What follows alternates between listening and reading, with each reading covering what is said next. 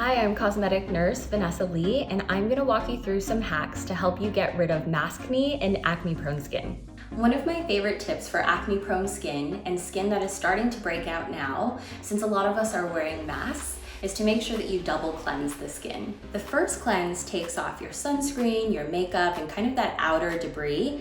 And the second cleanse gets deeper into the skin and really cleanses the pores. I also like to use these smaller sponges to help give a light exfoliation to the skin while you're cleansing. Another one of my favorite tips to address maskne is masking your maskne.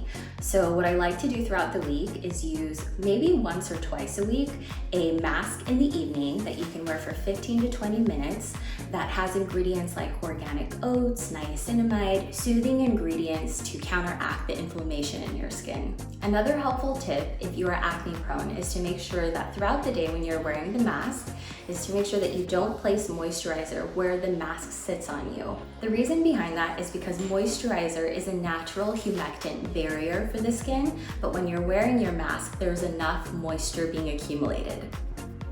Of course, I wouldn't wear my mask while I'm putting moisturizer on, but I wanted to show you guys the areas where you would still moisturize. If you already have breakouts, a great remedy for your breakouts is an ingredient called glycolic acid. It's an alpha hydroxy acid that works on really getting to superficial breakouts close underneath the skin. For more sensitive skin, you can skip the glycolic acid and use lactic acid instead, which is a little bit more gentler for your skin type. I myself have been struggling with maskne, so these are the exact steps I've been using at home to make sure that I can treat my skin for it. Thank you so much for watching. I hope this helps a lot and helps you get rid of your maskne and calm your skin.